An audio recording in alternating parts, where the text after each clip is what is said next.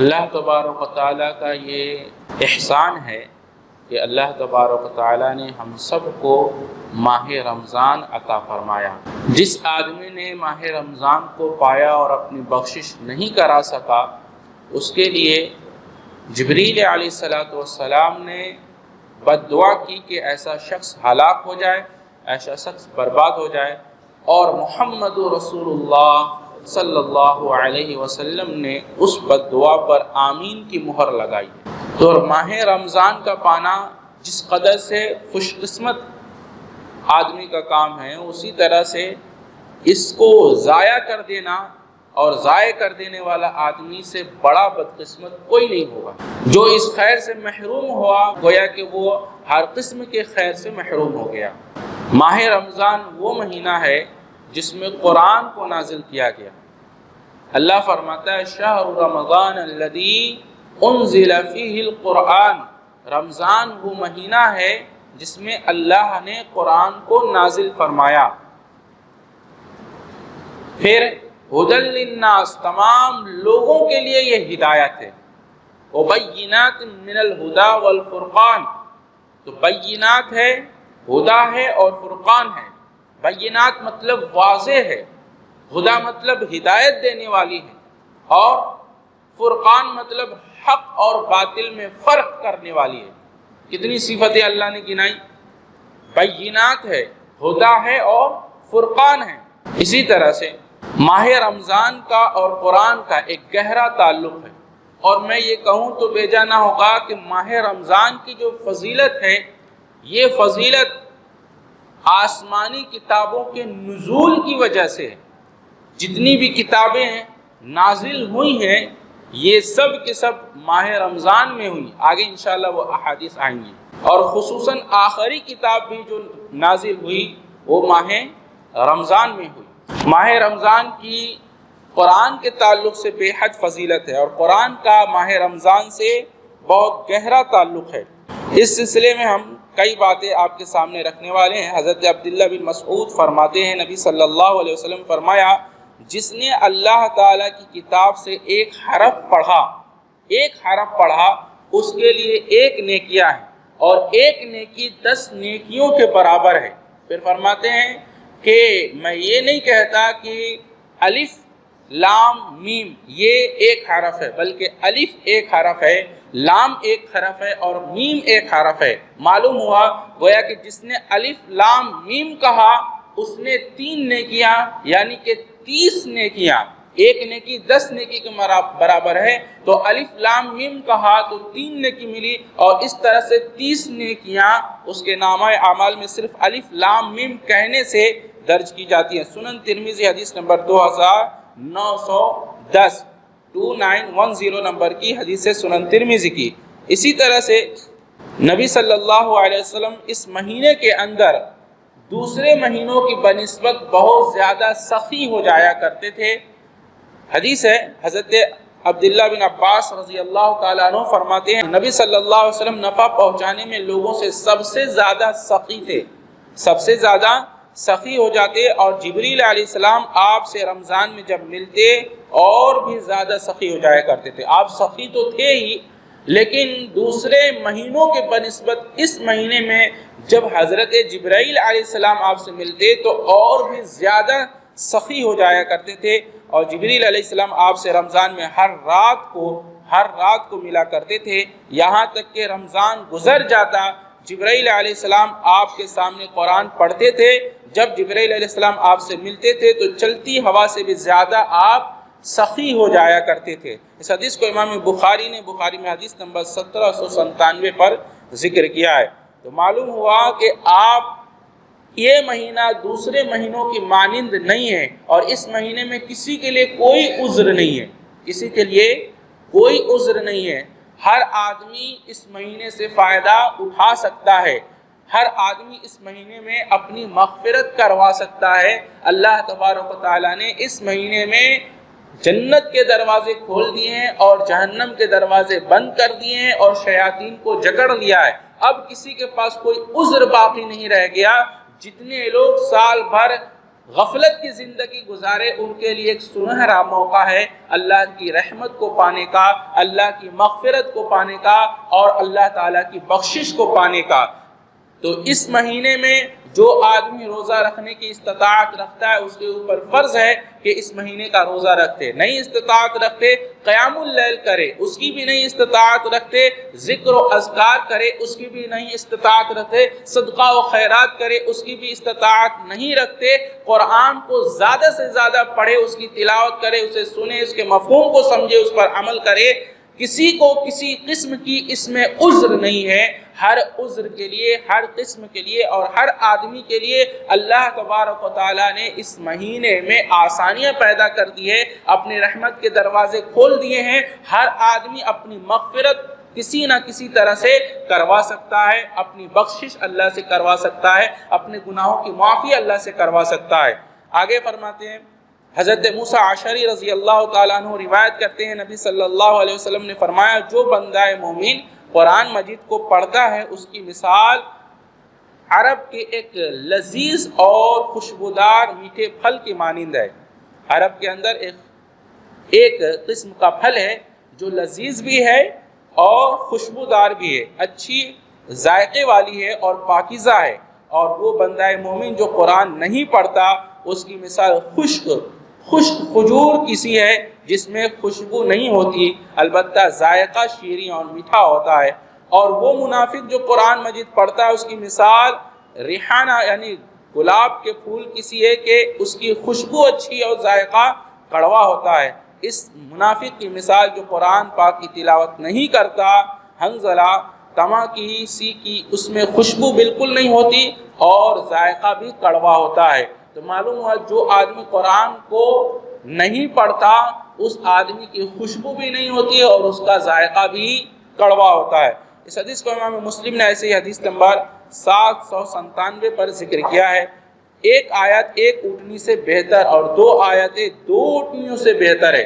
اونٹنی عرب کے اندر بہت ہی قیمتی شے تھی، بہت ہی قیمتی سواری مانی جاتی تھی۔ فرماتے ہیں حضرت سیدنا عقبہ بن عامر بیان کرتے ہیں ہم مسجد نبوی میں چبوترے پر جہاں اصحاب صفہ بیٹھا کرتے تھے وہاں موجود تھے اصحاب صفہ، صحابہ کرام وہاں بیٹھے تھے۔ نبی صلی اللہ علیہ وسلم تشریف لایا اور آپ نے کہا تم میں سے کون ہے جو یہ پسند کرے کہ روزانہ صبح بطحان ایک جگہ ایک وادی کا نام ہے وہاں جائے اور وہاں سے بغیر کسی گناہ اور یا قطع رحمی کے دو بلند کوہان اونٹ لے کر آئے، بلند اور کوہان اونٹ لے کر آئے۔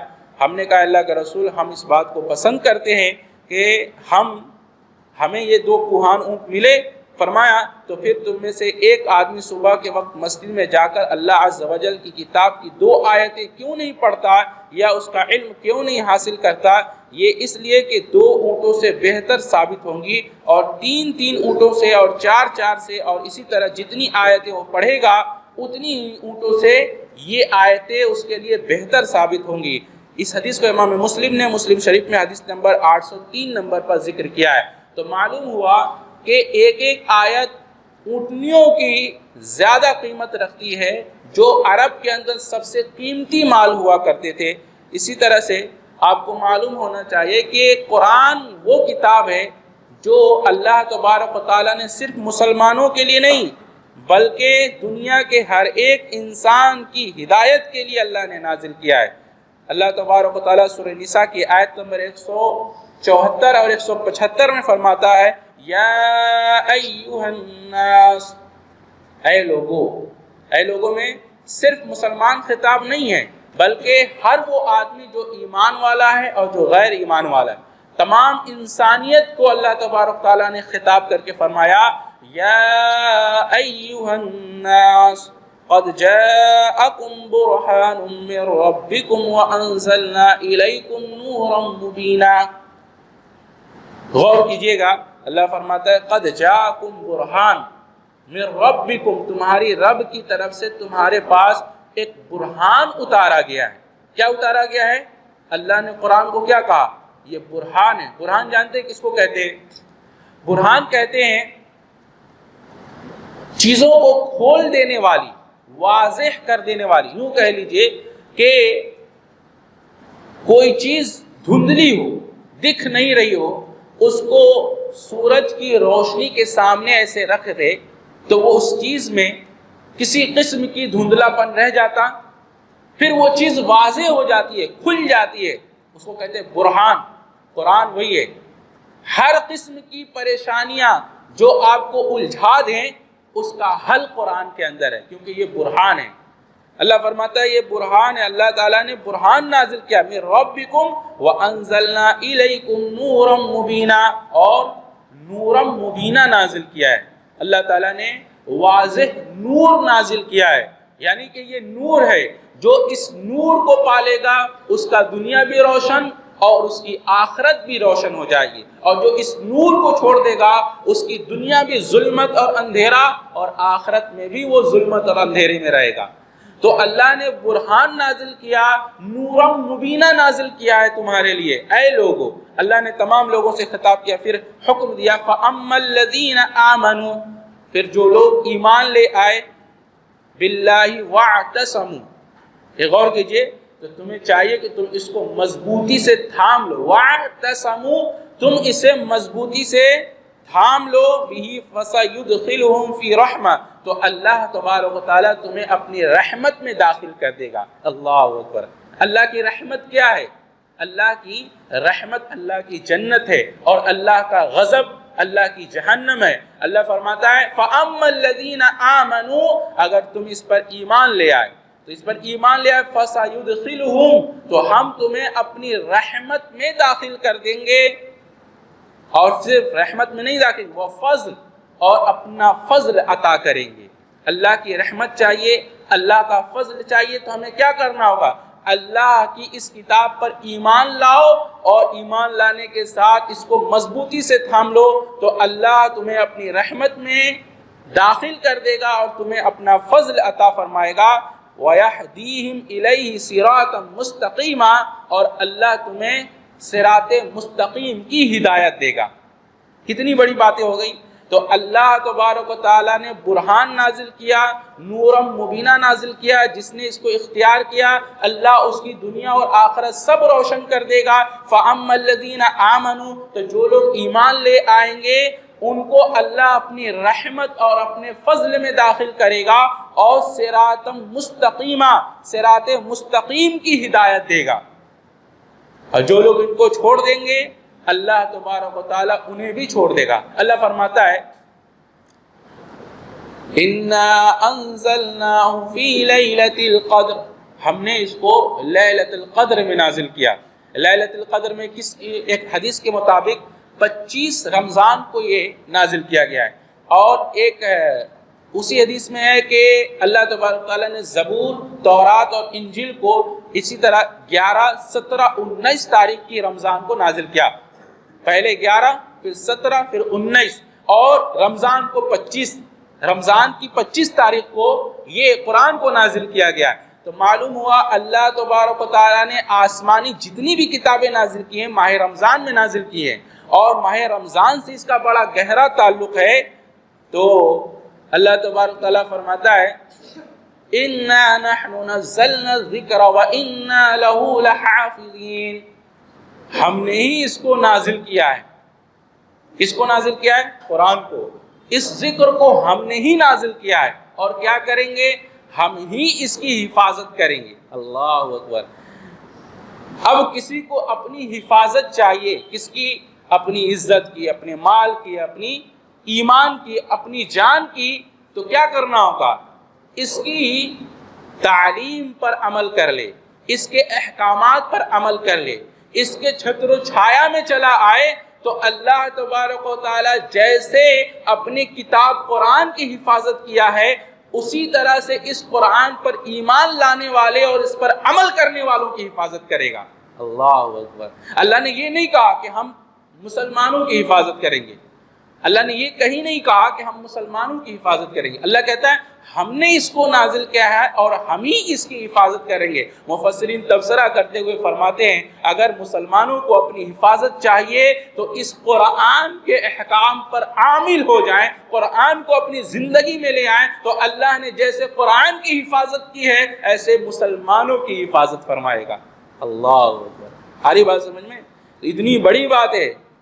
حفاظت آپ کو چاہیے تو قرآن پر عمل کرنا ہوگا۔ عمل کیا کریں گے ہم عمل کیا کریں گے؟ قرآن کو سمجھتے ہی نہیں۔ ہم کو قرآن سمجھنے کے لیے ہمارے پاس وقت نہیں ہے، یہاں تک کہ 10-15 منٹ ہم سننا پسند نہیں کر رہے ہیں۔ ہمارے اوپر نیند کا غلبہ، نیند اتنی محبوب ہے، ہمارے کام اتنے محبوب ہے، قرآن کون سنتا ہے؟ ہاری بات سمجھ میں؟ آگے ایک بات کہتے ہیں، یہاں سے لے کر اٹھیے، بہت سخت ایک چیز کیا ہوتی ہے؟ مٹی۔ مٹی کو جو ختم کر دے، مٹی کو جو توڑ دے، مٹی کو جو پیس دے، وہ کیا ہے؟ پتھر۔ اور پتھر کو بھی جو پھوڑ دے اور اس کو باریک کر دے، پیس دے، وہ کیا ہے؟ لوہا۔ لوہے کو جو بھی پگھلا دے، لوہے کو بھی پانی بنا دے، وہ کیا ہے؟ آگ۔ اور آگ کو بھی جو بجھا دے، آگ کو بھی جو ختم کر دے، وہ کیا ہے؟ پانی۔ اور پانی کو بھی جو سکھا دے، پانی کو بھی جو ختم کر دے، وہ کیا ہے؟ ہوا۔ کیا ہے وہ؟ ہوا۔ اور ایک بات کہیں، ہوا سے بھی جو باریک ہے، ہوا سے بھی زیادہ لطیف ہے اور ہوا سے بھی زیادہ طاقتور ہے، وہ ہے روح۔ وہ کیا ہے؟ روح۔ تو سب سے سپر لیول میں پاور کس کے پاس آیا؟ روح کے پاس۔ ایک مردہ آدمی ہے، روح ڈال دو زندہ ہو جائے گا کہ نہیں؟ زندہ ہو جائے گا۔ اسی طرح سے جس قوم میں روح آ گئی وہ قوم زندہ ہو جائے گی، جس ملک میں روح آ گیا وہ ملک زندہ ہو جائے گا۔ اللہ فرماتا ہے وَكَذَلِكَ أَوْحَيْنَا إِلَيْكَ رُوحًا مِّنْ أَمْرِنَا، اے ہمارے حبیب ہم نے آپ کی طرف روح نازل کیا ہے۔ اللہ اکبر۔ اللہ نے قرآن کو روح کہا ہے، یہ روح ہے۔ جس فرد کی زندگی میں آ گیا وہ فرد زندہ، جس معاشرے کے اندر یہ قرآن آ گیا وہ معاشرہ زندہ، جس ملک کے اندر یہ آ گیا وہ ملک زندہ، اور جس نے اس کو چھوڑ دیا روح نکل گئی، بچا کیا؟ کچھ نہیں۔ ایک اور بات کہتے ہیں، بہت غور سے سنیے گا۔ ایک آدمی تھا، مر گیا۔ اب گھر والوں نے اس کو کنفرم کرنے کے لیے ڈاکٹروں کو بلایا اور ان کو چیک کروایا، دیکھو ذرا کیا ہوا ہے انہیں۔ تو ڈاکٹر آیا، اس کا ہاتھ چیک کرتا ہے، ہلاتا ہے، کہتا ہے ہاتھ صحیح ہے۔ پھر پیر ہلاتا ہے، پیر چیک کرتا ہے، کہتا ہے پیر بھی صحیح ہے۔ اس کا سر ہلاتا ہے، دیکھتا ہے، کہتا ہے سر بھی صحیح ہے۔ آنکھیں کھول کر دیکھتا ہے، کہتا ہے آنکھیں بھی صحیح ہے۔ باڈی چیک کرتا ہے آلہ لگا کر، کہتا ہے سب صحیح ہے۔ آخر میں سب چیک کرنے کے بعد کہتا ہے سب صحیح ہے۔ ہوا کیا ہے؟ کہا بس روح نکل گئی ہے۔ کیا فرمایا؟ کہا بس تھوڑی سی روح نکل گئی ہے۔ کہا جب روح ہی نکل گئی تو بچا کیا اس کے اندر؟ کہا روح ختم ہو گئی، پورا جسم ختم ہو گیا، جسم کی اب کوئی قیمت باقی نہیں رہی۔ ایسے ہی مسلمانوں کے اندر سے یہ روح نکل گئی، مسلمان مردہ ہو گئے، اللہ کے اس کی کوئی قدر و قیمت نہیں۔ مردوں کے ساتھ کیا کیا جاتا ہے؟ یا دفنا دیا جاتا ہے، جلا دیا جاتا ہے، پھینک دیا جاتا ہے، ان کی کون قدر و قیمت کرتا ہے؟ اللہ کے یہاں ہماری قدر مردوں کی طرح ہے۔ اس وجہ سے آج ہم یہ ستائے جا رہے ہیں، آج کاٹے جا رہے ہیں، دعائیں کر رہے ہیں، ہماری دعائیں نہیں قبول ہو رہی کیونکہ ہمارے اندر روح باقی نہیں ہے۔ ہماری بات سمجھ میں؟ روح ختم ہو گئی۔ تو اگر آپ کو اپنی دعائیں کے اندر اثر چاہیے، دعائیں کرو اور قبول ہو جائے، عبادت کے اندر اثر چاہیے، اگر آپ کی زبان میں تاثیر چاہیے تو اپنے اندر روح پیدا کرو، روح لے کر آؤ۔ روح نہیں آئے گی تمہاری زندگی صرف مردوں کی مانند ہے، ایسے ہے کہ گویا کہ تم مردے کے مانند ہو۔ روح آ جائے گی تب زندہ ہوں گے۔ اچھا، اللہ فرماتا ہے کہ لا یاتہ الباطل من بین یدیہ ولا من خلفہ تنزیل من حکیم حمید۔ یہ قرآن ایسی کتاب ہے نہ تو اس کے آگے سے کوئی حملہ آور ہو سکتا ہے اور نہ ہی اس کے پیچھے سے، اس کا کوئی کچھ نہیں بگاڑ سکتا، کیونکہ یہ نازل کیا ہوا ہے حکیم کی طرف سے اور حمید کی طرف سے۔ حکیم حکمت والا، حمید تعریف والا، اس کی طرف سے یہ نازل ہوا، اس کا کوئی کچھ نہیں بگاڑ سکتا۔ آج ہم کہتے ہیں ہمارے خلاف سازشیں ہو رہی ہیں، ہمیں مٹانے کی کوشش کی جا رہی ہے، ہمیں برباد کیا جا رہا ہے، ہمارے اوپر ظلم کیا جا رہا ہے، تو روح لاؤ نا اپنی زندگی میں۔ اللہ تبارک تعالیٰ کہتا ہے لا یأتی الباطل من بین یدیہ ولا من خلفہ تنزیل من حکیم حمید۔ یہاں غور کیجئے تو جس طرح سے قرآن کے آگے سے پیچھے سے کوئی کچھ نہیں کر سکتا، اگر تم اس روح کو اپنی زندگی میں لے آؤ تو تمہارے خلاف سازشیں ہوتی رہیں گی، تمہیں لوگ برباد کرنے کی کوشش کرتے رہیں گے، تمہیں مٹا اور ہٹا اور ہلا اور بال بھی باقی نہیں کر سکتے، کچھ نہیں کر سکتے۔ اللہ تبارک تعالیٰ کی حفاظت میں آ جاؤ، اللہ تبارک تعالیٰ کی روح کو اپنی زندگی میں لے آؤ، تمہارا کوئی کچھ نہیں بگاڑ سکتا۔ اگر کوئی کچھ بگاڑ رہا ہے مطلب روح باقی نہیں ہے۔ آ رہی بات سمجھ میں؟ آگے چلیے، ایک اور آخری بات کہہ کے بات ختم کرتے ہیں۔ اللہ تبارک و تعالیٰ نے قبر کے اندر انسان چلا گیا، قبر کے اندر چلا گیا، زندگی گئی، قبر میں گیا، قبر میں جانے کے بعد جو انسان سے سوال ہوں گے، ہمیں معلوم ہے من ربک ما دینک من نبیک، تمہارا رب کون، تمہارا دین کیا، اور تمہارا رب کون، تمہارے نبی کون، اور تمہارا دین کیا۔ یہ تین سوال ہے نا۔ تو من ربک، تمہارے رب کون، جواب کیا ہے؟ ربی اللہ، میرا رب اللہ ہے۔ اسی طرح سے تمہارے نبی کون، میرے نبی محمد رسول اللہ صلی اللہ علیہ وسلم ہے، اور تمہارا دین کیا، دین اسلام۔ ٹھیک ہے، اب ایک اور بات پوچھیں گے، کہیں گے تم نے کیسے جانا، ما یدریکا، تم نے کیسے جانا کہ تمہارا رب اللہ ہے، تمہارا نبی محمد رسول اللہ صلی اللہ علیہ وسلم ہے، اور تمہارا دین اسلام، ما یدریکا، یہ کیسے تمہیں معلوم ہوا، تم کیسے جان پائے؟ تو فرمائے گا فَإِذَا قَرَأْتَ الْقُرْآنَ، ہم نے قرآن کو پڑھا، اللہ اکبر، کیا کرا؟ قرآن کو پڑھا۔ ہم پڑھ رہے ہیں، ہمارا پڑھنا تو ہے الحمدللہ رب العالمین الرحمن الرحیم مالک یوم الدین، سمجھا کیا؟ سمجھ میں کیا آیا؟ تو قرآن کو پڑھنے کا مطلب یہ کہ اس کو سمجھ میں بھی آنا چاہیے، تب تو اس پر عمل کریں گے۔